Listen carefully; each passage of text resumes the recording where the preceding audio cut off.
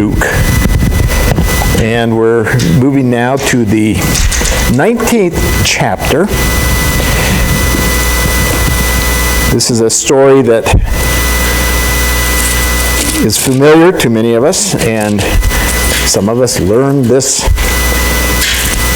in Sunday school.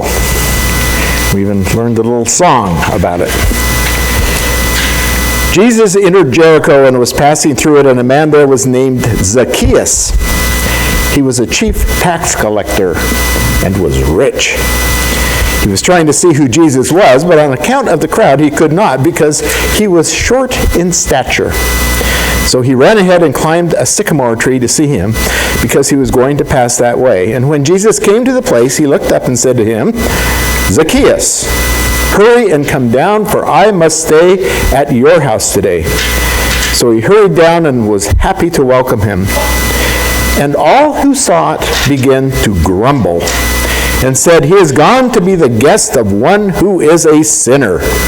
And Zacchaeus stood there and said to the Lord, "Look, half of my possessions, Lord, I will give to the poor, and if I have defrauded anyone of anything, I will pay back 4 times as much." And then Jesus said to him, "Today salvation has come to this house, because he too is a son of Abraham, for the Son of Man came to seek and save the lost." There is a little poem that goes this way. Noah was a drunk. Abraham was too old. Isaac was a daydreamer. Jacob was a liar. Joseph was abused. Moses had a stuttering problem, and Gideon was afraid. Samson had long hair and was a womanizer. Rahab was a prostitute. David had an affair and was a murderer. Elijah was suicidal. Isaiah preached naked. Jonah ran from God. Job went bankrupt. John the Baptist ate bugs, and Peter denied Christ. The disciples fell asleep while praying. Martha worried about everything. The Samaritan woman was divorced more than once. Zacchaeus was too small. Paul was too religious. And Lazarus was dead. God works with some interesting material. But then God is amazing. Or rather, it is amazing what happens when God and a person, any person, get together. Many of us are familiar with the story of Zacchaeus. Anyone remember the song? Did you learn it in Sunday school? Right? Zacchaeus was a wee little man, and a wee little man was he. He climbed up in the sycamore tree, for the Lord he wanted to see. And as the Savior passed that way, he looked up in that tree, and he said, "Zacchaeus, you come down, for I'm going to your house today." Right? Learned that in the basement of the First Presbyterian Church in Lakeview, Oregon. It's a great story, right? The main character is Zacchaeus. Luke said Zacchaeus was a tax collector. Now, it's pretty clear in the Gospels that the tax collectors of Jesus' time were considered basically greedy jerks. Not only did tax collectors abuse the system, skimming money off the top and taking from their neighbors and friends for their own wealth, but they did that while at the same time collaborating with the hated intruders, the Romans. It would be like a tax collector today charging you the legal tax, adding 10%, and then giving the tax to Russia. Think about that. So, they were not popular. But Zacchaeus was not just a tax collector, he was a chief tax collector, which meant that he was the person over an entire region. And so he was kind of a broker with all these other tax collectors reporting to him, and of course giving him a cut of their cut, which meant he was, as it's so succinctly put in our story, rich. So if people looked down on tax collectors in general, they would have really hated Zacchaeus. He was a mob boss, basically. Bottom of the food chain, ethically and socially speaking. Plus, he was a runt. He was short. couldn't see over the other people. And so when Jesus passed his way, he was left out. And the sad truth is that the crowd would have made sure that he stayed in the back. There was no way these people were going to let this kind of sawed-off shyster, this little weasel, work his way to the front and get between them and Jesus. So we have this wonderful anti-hero, this mean, greedy, short, slimy person. Everything we want in a villain and more. A person so out that he was not even welcome in the front row, not even allowed to get close to Jesus as part of our story. He's intentionally rejected, intentionally excluded. And his only alternative is to climb the sycamore tree to see Jesus. Now I have to tell you, climbing that tree impresses me. Because I can't help picturing this kind of balding, aging, pot-bellied little guy in a robe, no less, trying to climb a tree. I'm sure he grunted and groaned and wheezed and gasped as he pulled himself, painfully, I am sure. Maybe I'm just projecting how I would feel, as he pulled himself up into that tree. But one thing I'm pretty sure of is that Zacchaeus looked like a fool. Now, that changes our picture of Zacchaeus a little bit, doesn't it? Short, yes. Slimy, yes. Unethical and greedy, yes. Disliked, absolutely. A man totally unworthy, totally out, but also a man willing to go to this great effort, this dirty, sweaty, embarrassing, foolish effort to see Jesus. So we have to remember these two things: totally out, unworthy, and willing to go all in. Now, why was he willing to go all in? I don't know. Desperate? Curious? I'm going to go with desperate. I think Zacchaeus was driven to that tree by a sense that there's something more to life than what he had found.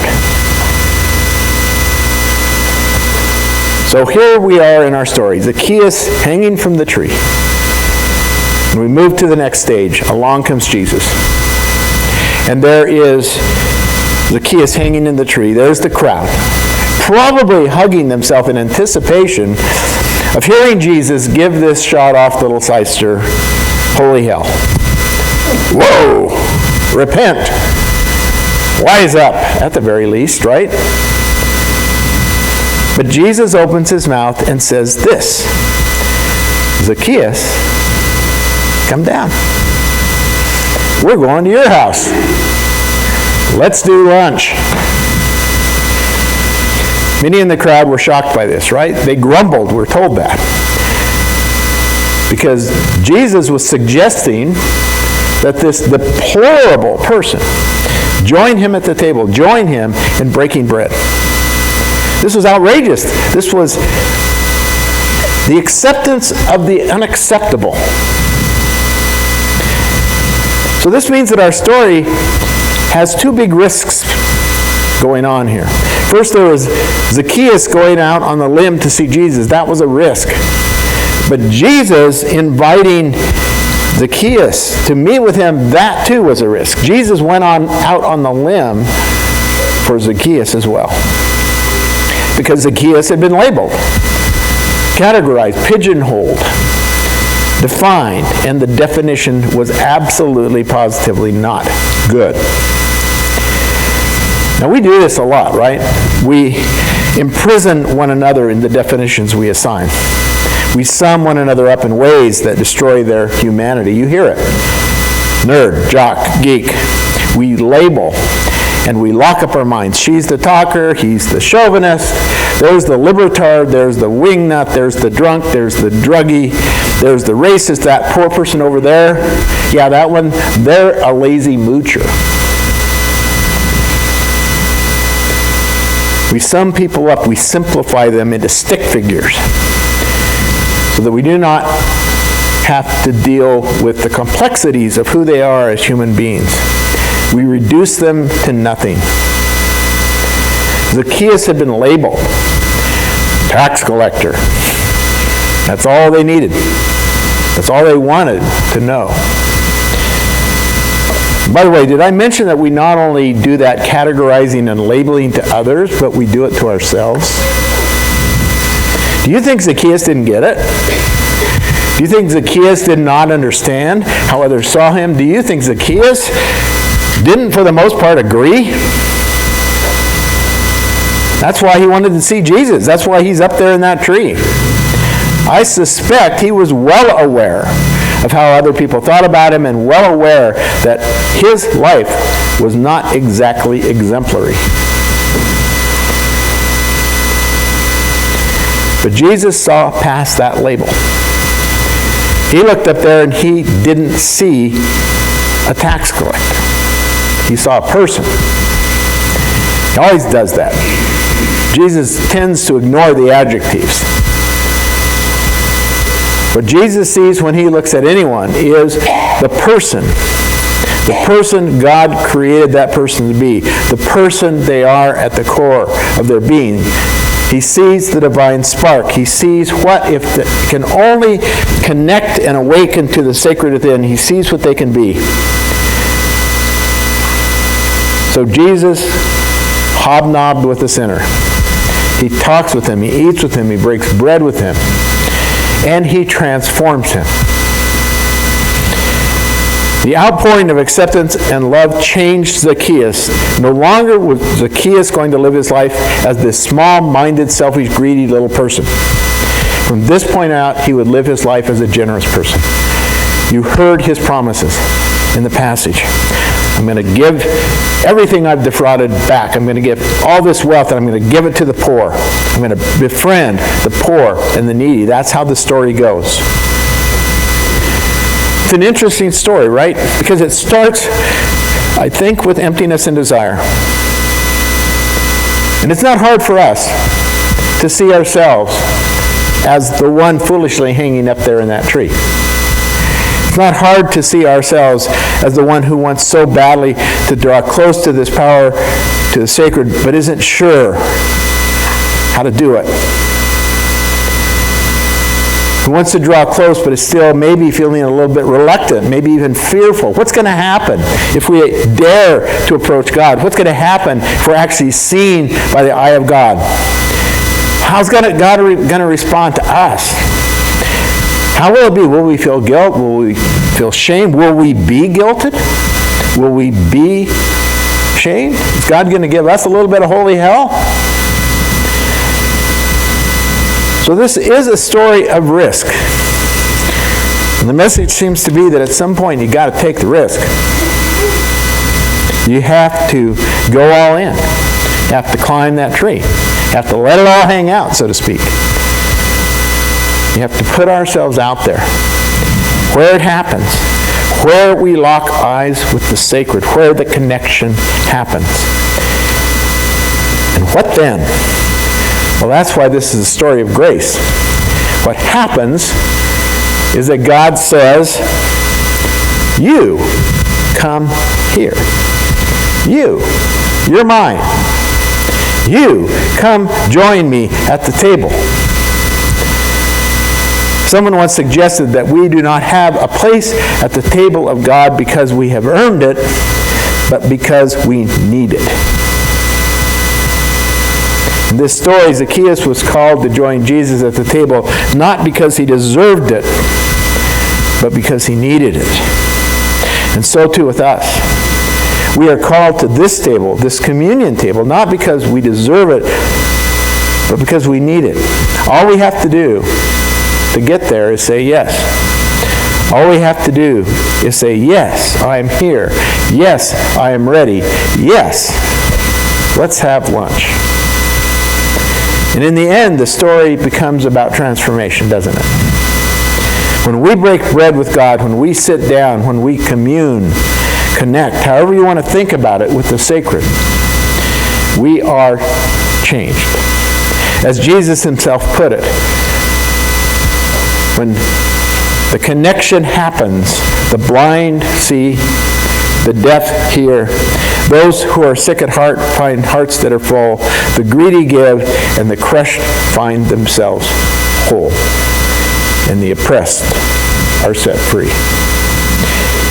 The story of Zacchaeus is an amazing story.